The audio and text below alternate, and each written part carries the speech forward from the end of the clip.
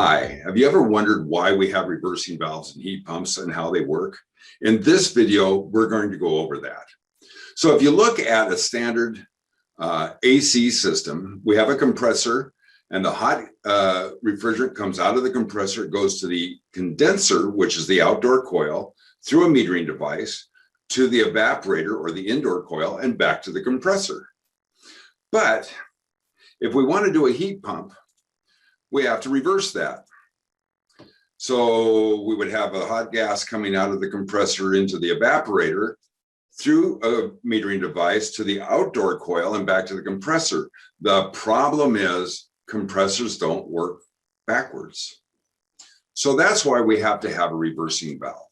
So looking inside, if we were to take the fan off the top of an outdoor unit and we looked inside, we would see the reversing valve that's right here. Here are the outdoor coils. We have our compressor, and the reversing valve looks like this. And this is a pretty standard reversing valve. And it actually does reverse the flow of the refrigerant in the system. So let's look at the parts. Here we have the valve body, and then we have the slide body. And in the picture here, a slide body does not look exactly like that, but it works well enough for our purposes. Then we have the electrical actuator. And I want you to notice the pitot tubes here. These are actually what slides the valve back and forth.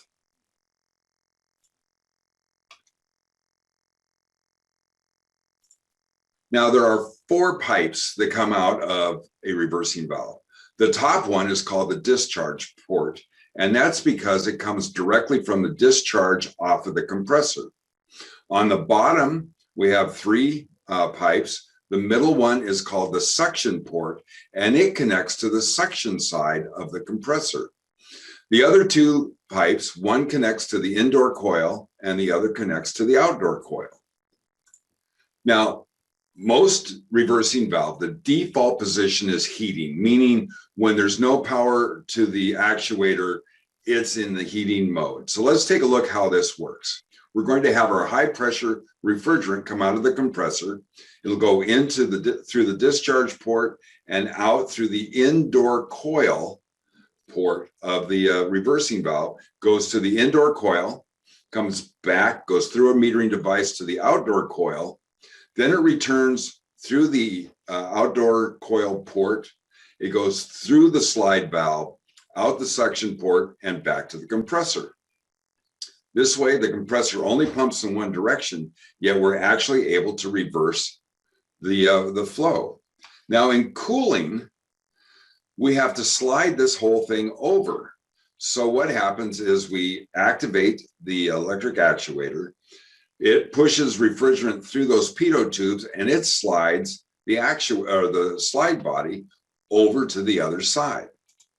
So now in cooling, we have our high pressure refrigerant coming out of the compressor, comes in the discharge port, only this time it exits through the outdoor coil port, goes to the outdoor coil, comes back through the metering device to the indoor coil.